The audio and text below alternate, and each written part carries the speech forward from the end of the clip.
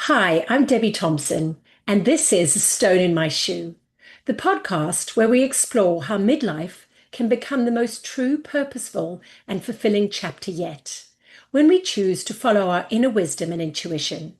Each week, I speak with women who followed a quiet nudge or a push and chose curiosity over convention and created a life that feels more aligned. These stories are rich with lived wisdom, reminding us that midlife can be a powerful doorway into what's next. And I'm really excited to introduce our next guest, and that's Erika Navarro. She's a licensed marriage and family therapist based in Los Angeles, originally from Colombia, and a mother, wife, and entrepreneur. Erika's life has been shaped by immigration, early responsibility, and learning to be the strong one from a very young age. For over 18 years, she supported women and couples through trauma, anxiety, relational patterns, and life transitions. She's known for her grounded, intuitive presence, and today she's here to share her story of redefining strength, listening inward, and stepping into a new season with clarity and softness. Welcome, Erika. Thank you, Debbie, and thank you for that beautiful presentation. It's Oh, it's amazing to hear your story from another person. It's always like, oh my gosh, it's like a big reminder of who you are, and it's always good to always remember who you are and where are you coming from. yeah, absolutely. That's wonderful to have you here. And all the way from, are you in Colombia now? Yes, I am in Cali. This is South America. In South America. Wow, thank you. And our time zones, because I'm in Australia, Brisbane, so our time zones are a little bit interesting at the moment. Yeah, like 15 hours difference. Like 15 hours difference, exactly. So, Erica, before we explore the stone in your shoe, can you tell us where life finds you now, personally and professionally? Well, personally, I am in a very good moment now. I have my husband, my son with me. So this is like the biggest treasure that I always dreamed of. It hasn't been like the easiest path to get to that point because I also got married 10 years ago, but we separated at some point. So the fact that we are together is very important to me and I feel very happy with that. And professionally, I'm like I think like becoming the entrepreneur and having my personal brand and having the Healing Souls project is like a big shift in my career because I've been working in the mental health field for 18 years and now that I can, be my own boss, it's a big thing and I'm very proud and happy because it's not easy, but Mm, it's mm. happening and I feel super happy and proud for doing this. Brilliant. And I presume healing souls was one of the outcomes from the stone in your shoe, listening to that voice and then creating it. 100%. I mean, if it Beautiful. wasn't because of my trauma, this wouldn't be my reality today. Beautiful. So I'd love to hear more about healing souls, but we'll wait for that because what we want to hear now is what was the stone in your shoe that, and could have been a quiet nudge that you ignored. It could have been a falling off a cliff, but the thing that whispered to you or shouted at you, saying that the way you're living no longer fits. So perhaps you can talk us through that. I think I had no one stone, but like a million rocks. It was like a lot.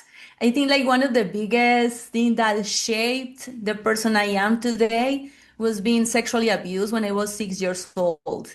That was the biggest thing because at that moment I didn't understand what happened. But as soon as I finished high school, I realized when I was starting like, what would you want to do? You want to go to the university? What do we want to do? And I was like, well, I want to be a psychologist. And everybody asks you the first day that you go to the school, like, why do you want to become a therapist? And I said that it's because I want to understand the brain of a perpetrator. I wanted to know what happened in somebody's head to do that to a child. So that was my first thing. And that was I feel like the trauma that created everything for me that gave me a purpose.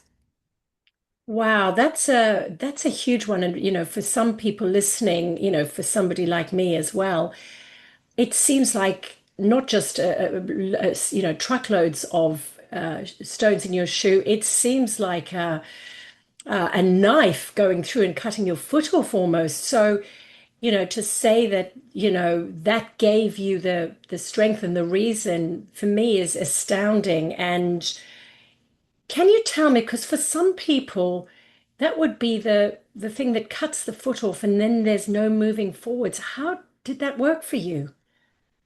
Well, for several years, I was in this state of shock. Because at that age, you don't know what's going on. So it's kind of like you are not sure if that really happened or was a dream or was some type of something that your brain created. Hmm. So it took me around 5 years to put a name on that trauma. I didn't know what happened until I saw the news. Mm. And it was like, oh, okay. So Mm. that's the thing that happened to children. And that was the thing that happened to me that created all these nightmares because it was Mm. several nightmares that I had for several years. But Mm. it was actually the same nightmare that I had over and over and over, but I didn't understand why. And it was Mhm. with animals, it was with frogs, and it was like, I didn't understand. And when I was 11, I was watching TV with my parents, and they always watch the news, like the TV news. And I was like, okay, Mom, Dad, I have something to tell you. This happened to me, and you guys were the next door. And I didn't say anything because I was in shock. Now I know that I couldn't Mm. say anything because I Mm. didn't know what to say. I Mm. didn't know like how to Mm. explain that, but it was so disgusted, like ashamed, because I felt for so long that it was my fault and I did something wrong. Wow. So, I mean, you then went into psychology to try and understand how perpetrators work. Did you, before that, get some healing, or was this doing the psychology part of the whole healing process? I started going to therapy as soon as I informed my parents about that situation. So understood like, okay, there is something that you want to work on. What do you want to do? I was like, okay, right now I'm not ready for that. But Mhm. like 2 years later, I signed up for therapy. So I was like, okay, I was in therapy for like about 1 or 2 years. And then after I pursued the bachelor in psychology in my country. And after that, I did a master's degree in forensics. So I started working in different jails and I started like working specifically with perpetrators. Wow. Okay. So that goal that you wanted happened. And did that give you what you wanted? Because that's what you were looking for. Yes. And as soon as I found my responses, whatever I needed to learn at that moment, I said, like, you know what? I don't want to work on this. I don't want to work in jails. I don't want to do this anymore. I had what I needed. I am fine with that. I have my answers. So I can move on. And I just started like, okay, let's do family therapy. Let's work with the adults so they can have the tools, the skills to prevent that to happen to their children. So Mm. I didn't want to work with children. I wanted to work with the parents who are the really ones that can actually prevent that to happen to children. It's an interesting journey, isn't it? That they're two stepping stones along the way, quite separate, but the one was needed to get to the second one. Exactly. So I I immigrated. I was like in my country doing different type of jobs and doing different things. I work in jails, I worked in the social settings and everything, but I was single. So I wanted to get married, I wanted to have my family, I always dreamed of having a son, like a child or a daughter or something. So I was like, okay, it's not happening here because I'm always working with extreme poverty, always working for the government. So my clients, the population that I was serving to, it was always not a good fit for the future prospective Yeah, husband that I yeah, wanted to have. yeah. So I ended up meeting my husband who was living in Los Angeles, and I moved out and I was with him and I moved in with him. And yeah, I started my life with him, and there I started another master's degree, and that was in marriage and family therapy. And that was definitely the next step in my life and pursuing a different perspective in my career. And that's the thing that I'm doing right now. Okay, so how long were you doing the work in South America? And then how long were you doing the work in Los Angeles? So I was working in my country, in Colombia, for about 10 years in the mental health field. And I moved to Los Angeles and I worked there for 8 years. So it was like 18 years total. Yep. But for during those 8 years, I had the opportunity to work with the Office of Refugees, also working with children who Mhm. experience sexual abuse, like a lot of like trauma. So that was the first thing that I did in North America. And then uh, when I got my license, when the moment that I started like working on the actual marriage and family therapy, so I started working with the adults. Right, brilliant. And so you're doing this, you've got a lot of experience. And was there another stone in your shoe? What happened? Marriage. Marriage happened. Yeah, that could Of do it. course.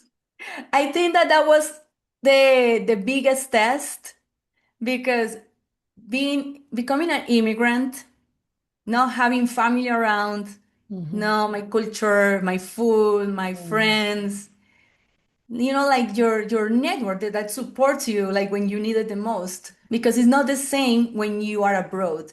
Yeah. You cannot just, oh, I'm fighting with my husband, so I'm gonna go to my mother's house. That's what people do in my country. They go to their mothers every time that they have a fight or something. So I was like, okay, if I have a problem with my husband, I can't do anything else than staying home and waiting for everything to calm down and fix that.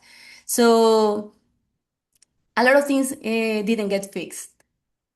So that Which was is a, really interesting from somebody who's in the industry and does this and understands it. So, what did you learn about yourself in this process, living it? it is amazing. Like when you work in the mental health field and you know a lot of things, and then when you have to face reality by yourself, dealing with life, dealing with your personal challenges, and not having in that moment the tools or the courage to do something about it is so intense. I think like something that saved my life was meditation, Mm, because I was just so like stressed out about being so lonely and powerless sometimes. So I found yoga, also ancestral medicines, and I started working so hard on self-care. And to me, that was the thing that helped me to kind of survive when I didn't have any other tools. And then when I realized that everything that I was doing was wrong, that it wasn't working. So then I decided, okay, I'm gonna go back to my country and we will figure this out. wow, so that's a big thing to leave your husband to move back. But for those ladies who are listening, and I'm sure many, I've been married for 33 years, so I hear you, and I've been an immigrant as well, and many times I would have loved to have left and gone to my parents' house, but that wasn't an option. And you navigate through. But for those, you're you were talking about self-care, and I think that's so important. And that's so often what mothers, or wives, I should say, mothers and wives, we don't do because we're so often caring for other people. Can you just tell the audience just a bit more about your self-care and what it did for your nervous system, and your ability to cope with things? When you are in a survival mode, you can't think clearly. It's like you have to, your masculine part takes over and you are just providing, doing things because you don't know better. You Mm, think that it is in your shoulders, the whole responsibility of your life and other people's lives. And you become this rescuer, you become this person that feels like nobody else can do the things that you need to do, mm, and you can delegate things. And mm, if when you have a child, it's even worse because it's like bigger the responsibility. So you have to do everything.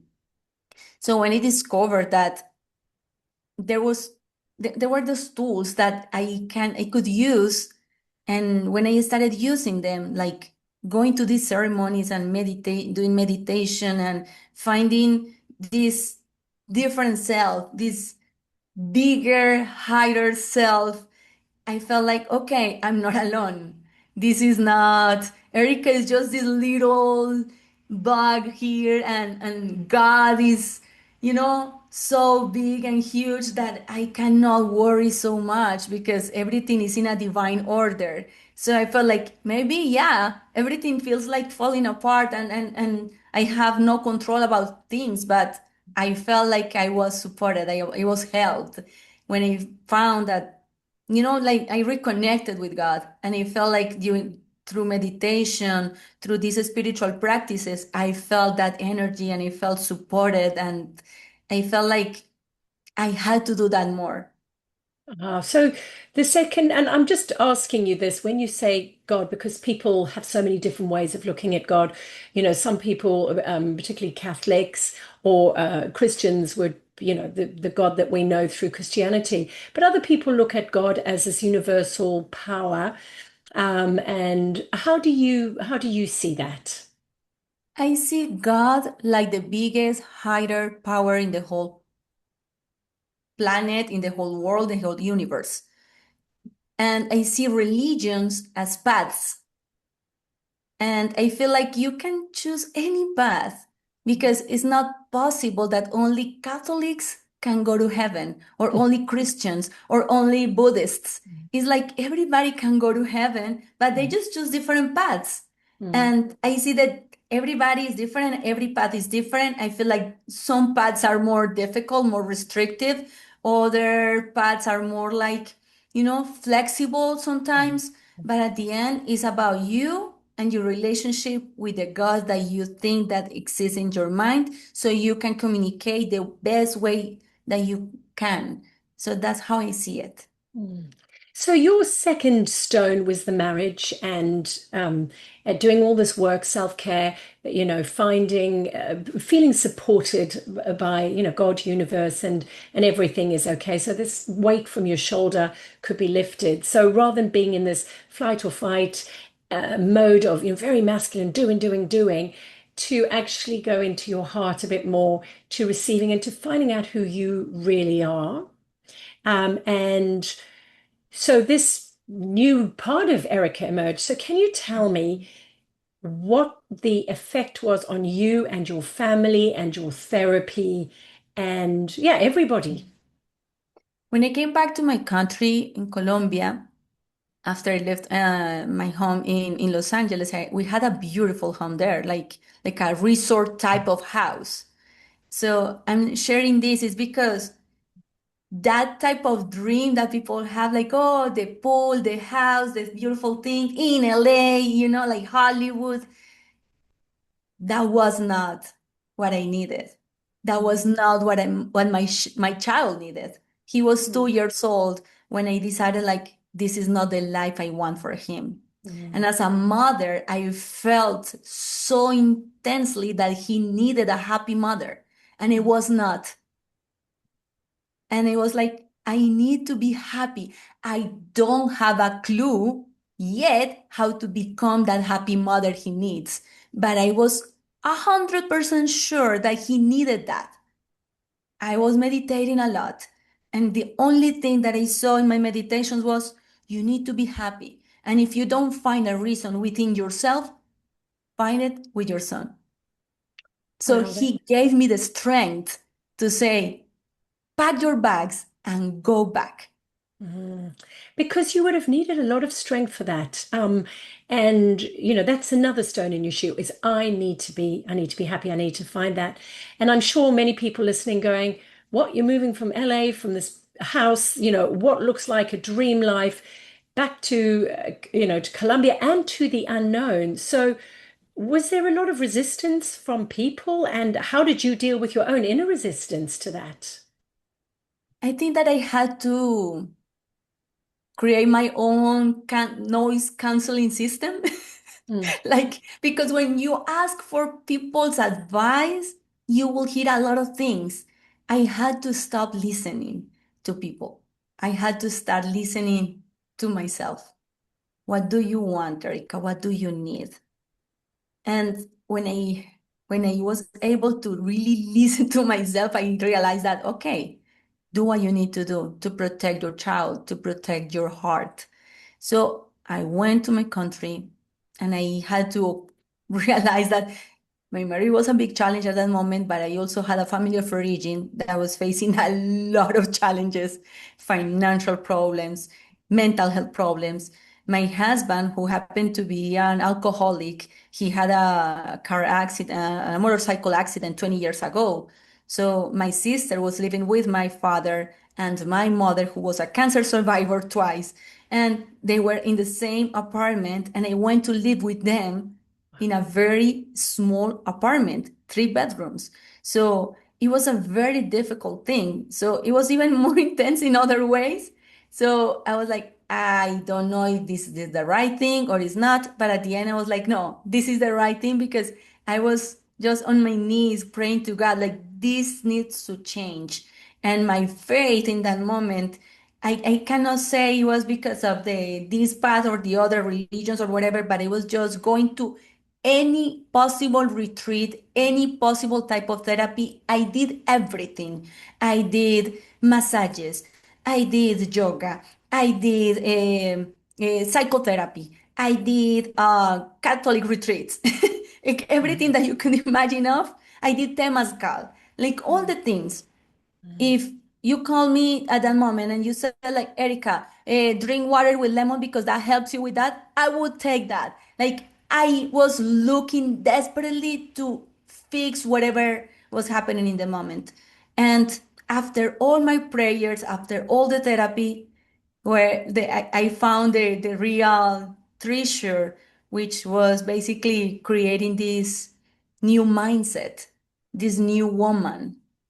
I feel like I'm not the same person that left LA 2 years ago. So it was a very intense journey, and that was the best journey in my life.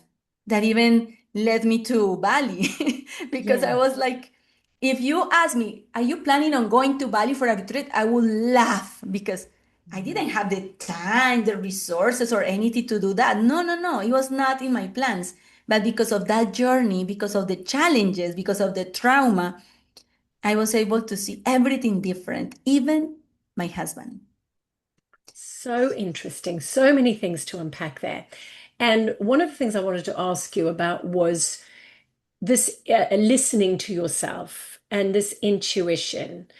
And for some people, they're quite connected to the intuition and they hear it and they might feel it. Everybody has a different way of they might get a thought, they might get a vision, they might get a feeling. What was it for you, and how did you trust it, know that you were going in the right direction? And as a result of trusting it, did it grow stronger and stronger so that you went, yeah, I'm going to do this, I'm going to do that, and you kind of knew the next step every moment? Many signs, because I Mhm. was always asking for signs, like, show me that this is the right thing, because sometimes I don't know if I can trust myself enough. But I was seeing the signs. One, and you're gonna maybe laugh, one simple, very visible sign, it was my body shape. Okay, tell me more. So I was very big. Yes, overweight, but it was not because I was eating a lot or I had anxiety and it was eating, emotional eating, nothing like that. I was just getting bigger and bigger because I was just retaining liquids because of the stress, Mhm. because I couldn't just let go things, let go feelings, let go people. When I started doing my detox, emotional detox, it was my body changed Mhm. a lot. Mhm. So So it's the weight that I have now is exactly the same that I had 10 years ago. Mhm. So, getting this mind, body, and really understanding the connection, is this something that you understand before this transformation, how it connected your mind and your body is, and how your body speaks to you? Or is this something that you learned along the way? That's funny because during the process that I was dealing with a lot of depression, when I was feeling so stuck in my life, when I was living in LA, working in production and doing different things that were not aligned to my purpose, I decided to pursue this training in biodecodification. So I learned a lot of somatic work and tools, and to understand specifically how your body processes emotions that are not released and how that becomes in illnesses. Mhm. So I understood that illnesses are just the solutions that your body found for emotions that your body couldn't process, that you didn't let go. So I started like having these, hints, signs, clues that something is going on and something was happening in my body, but I didn't find the connection yet until Ah, I started experiencing the transformation in myself. And I was like, wow, this mm, is real. My eyes, if I can show you pictures of this Erika 3 years ago, my eyes were like very small because I was so inflamed. My face was so like big. And it was because of the things that I was dealing with at that time. I had 2 jobs. I was doing the hours for my license in California. I was also working in my husband's company, also working in a wraparound program in LA. So also being a mother of an infant. So a lot of things. And yeah, I didn't, I don't know how I survived to that yet, but I was just trying to do self-care, self-care, self-care, self-care until mm. I was able to say, okay, enough. I have to do something different.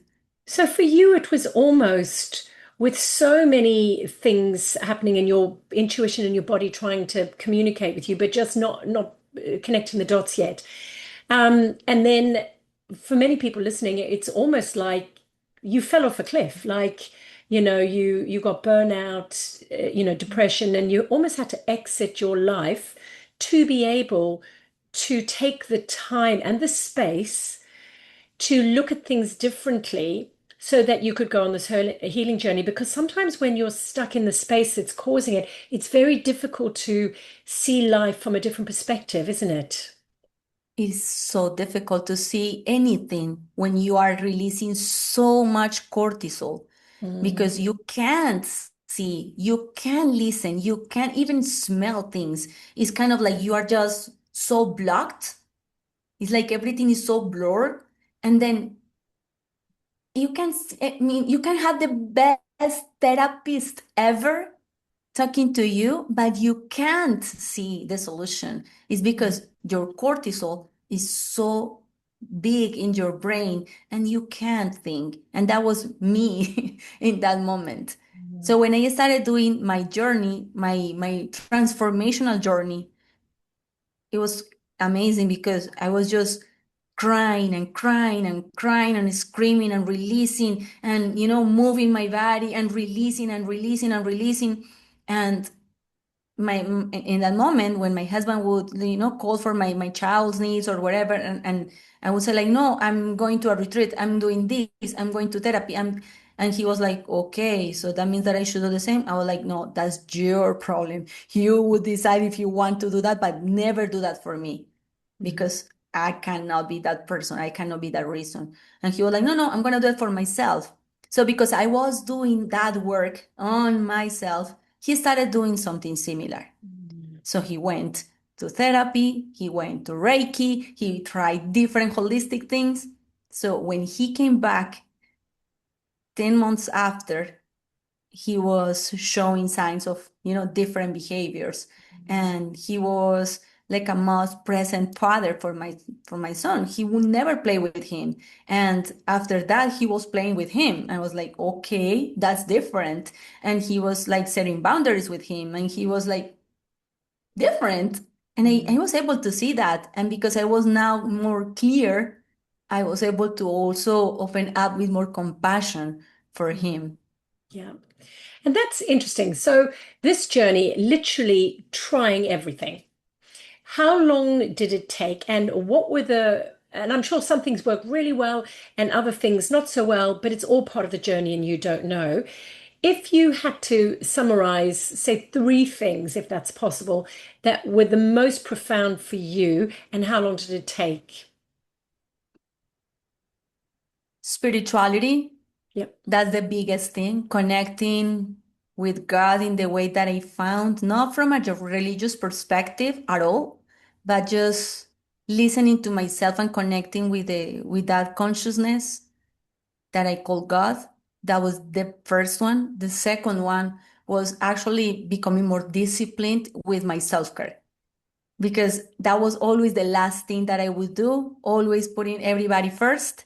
But when I put like the priority, my self-care, and I started doing everything that I had to do, like exercise, like therapy, like, like attending myself, even doing just skincare routines, that type of things. Whatever it was, self-care for me, that was the second thing. So first thing, spirituality, spiritual practices. Second, self-care. And the third thing, learning to receive.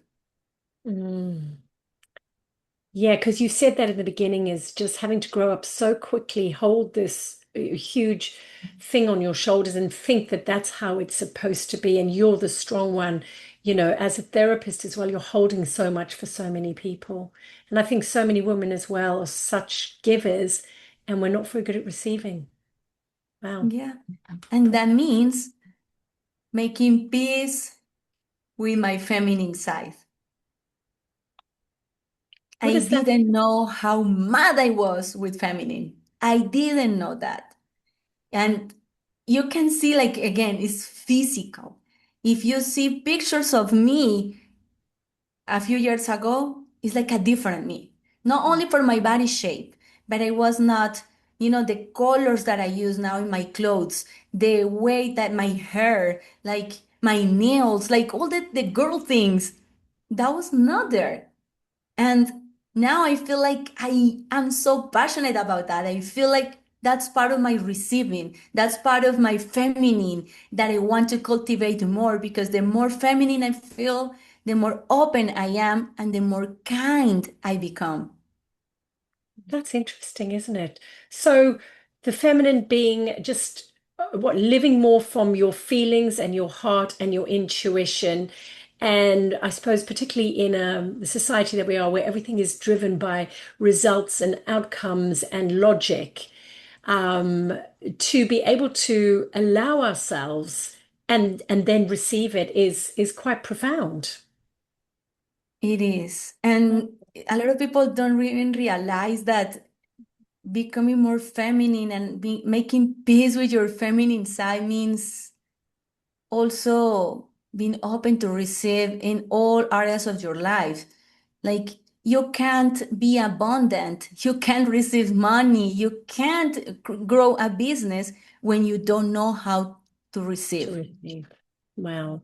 And so this whole process took how long? Moving back from LA to Colombia and then doing all this work that you did.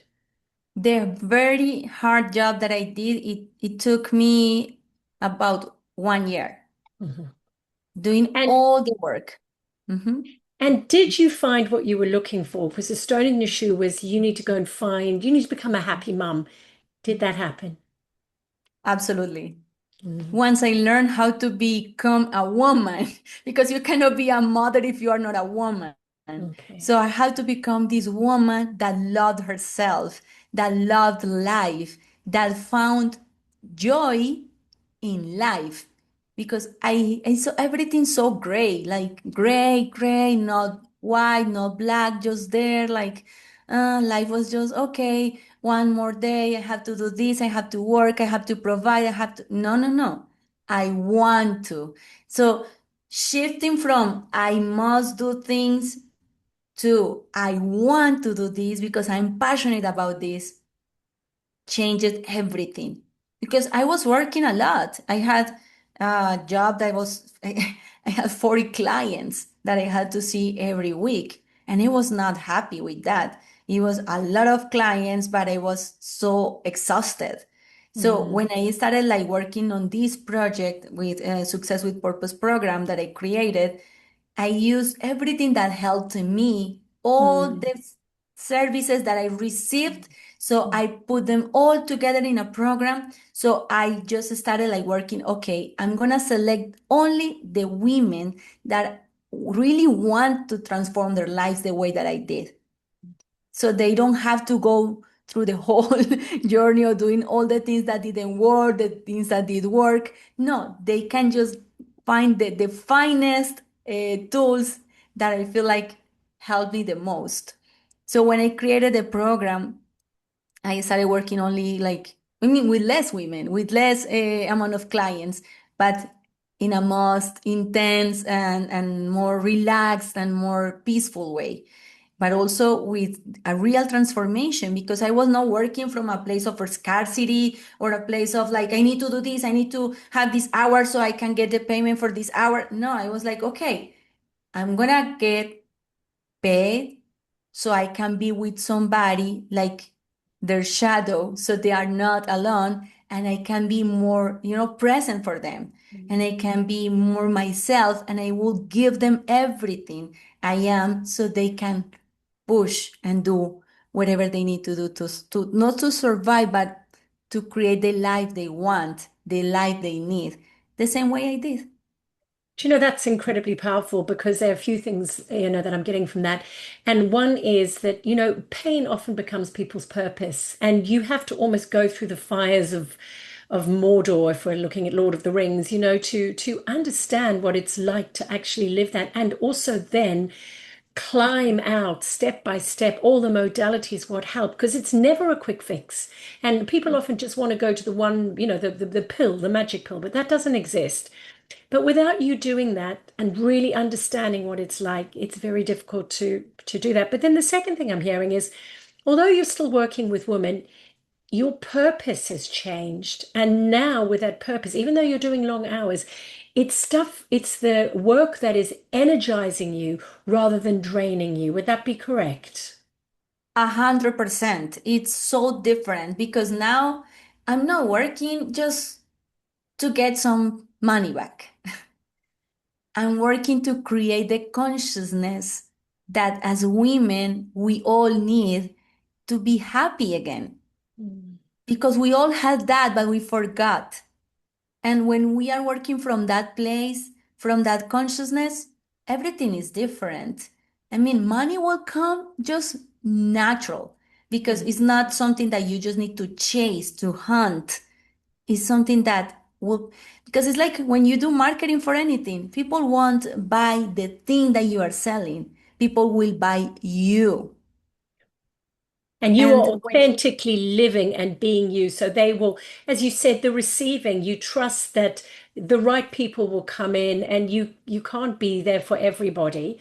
And the ripple effect from this is huge. So where do you see Healing Souls going and what's your big mission and view of where it's going? so many women like me struggled a lot with the relationships, repeating the same relationships with different names. Yeah. So it's like today I'm with John and John is like that. But then I'm with Luis and Luis is the same. And when I'm going with, like same things, a lot of domestic violence, a lot of abuse, a lot of like challenges, but with the same ones with different people. So my goal was okay, we are repeating patterns here. So, how can I fix that? How can I get to the root of those patterns so I don't have to repeat it? So, with the somatic work, with the trauma work, we do a lot of healing here. And then after that, the main thing is okay, even if I'm repeating and if I see the same pattern with my long lasting marriage, how can I stop that thing? And how can I see myself differently so my partner can see me different too? And then, as what happened with you, he then went, gosh, things are changing because you can't change him. But then he took the steps, not because of you, but because of him. And then he changed. And the ripple effect of this is enormous, not just on you, on your son, on your family, on your parents, on your community, on the world. It's wonderful. Congratulations.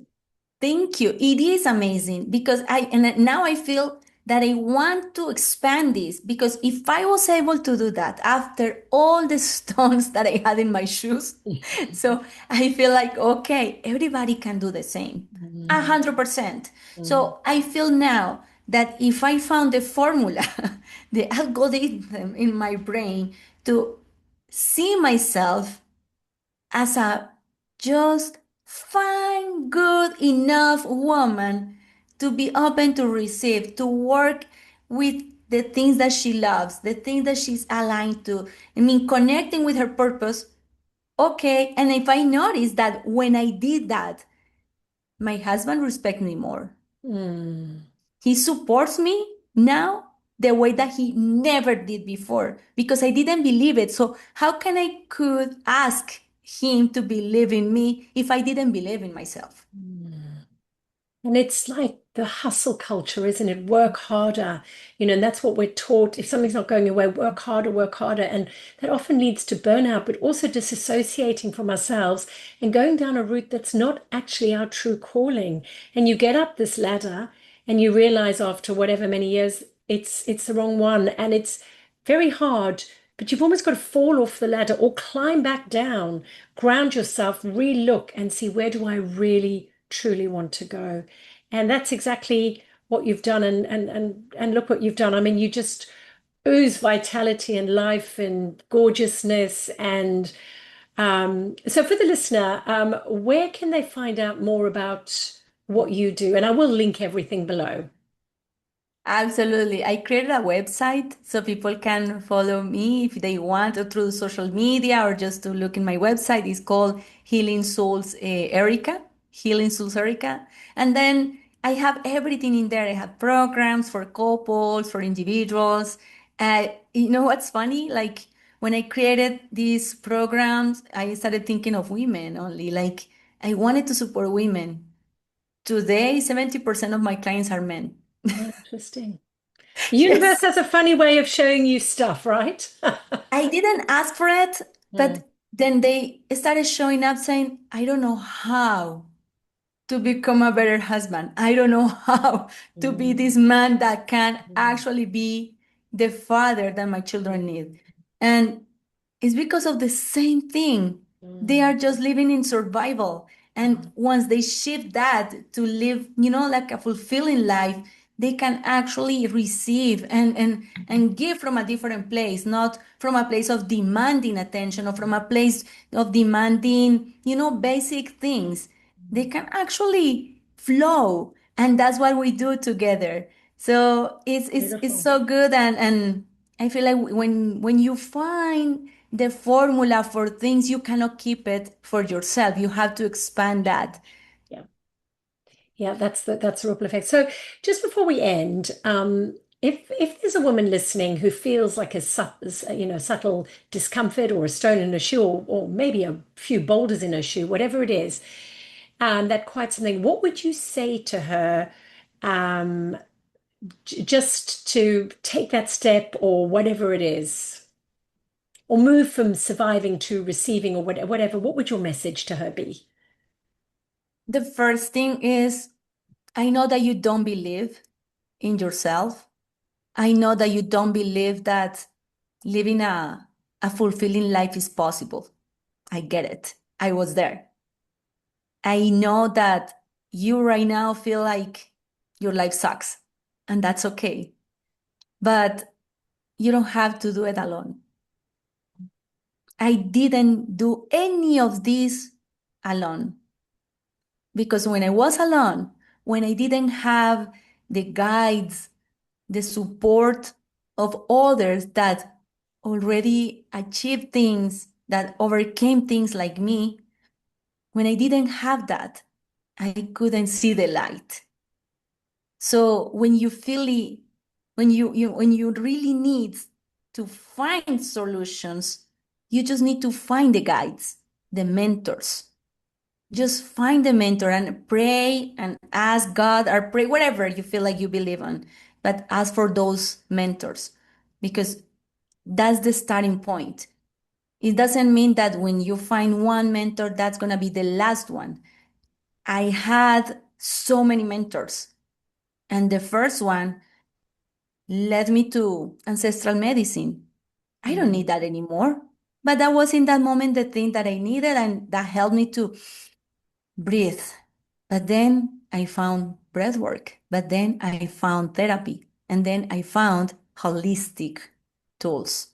mm. So just, you don't have to believe right now that that life is possible, but just pray to find that mentor, that guide that will help you to see that. Beautiful.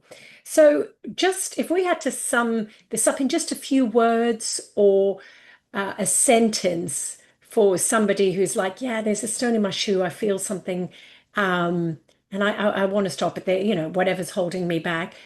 Just how would you sum it up in a few words or a sentence? Love. Love. Love is the biggest medicine. Mhm. Once you learn how to love yourself, everything gets clear. Your cortisol levels goes down and your oxytocin start getting, high. And oxytocin happens when you receive hugs. So Yeah. love is the biggest medicine. Just hug. Hug whatever, whoever is around you. Just hug, hug, hug people and start believing that you can create oxytocin so you can love better, so you can love yourself and go and find the solutions. Beautiful. Erica, thank you so much for your raw honesty, for taking us on that journey, for all the stones and the rocks and the knives in your shoe, and your resilience and your tenacity to go out and, find the answers, because this is what life is about. It's a journey, right? And some of the paths we go on are well lit and fun, and others are in dark, dim places. And you did it all. And, thank you so much for sharing your journey. And I wish you all the best with healing souls. Thank you so much, Debbie, and the best for you for this beautiful scenario platform for a lot of women that can also share their stones with you and with the women and inspire others to be better. Thank you so much for having me here. Beautiful.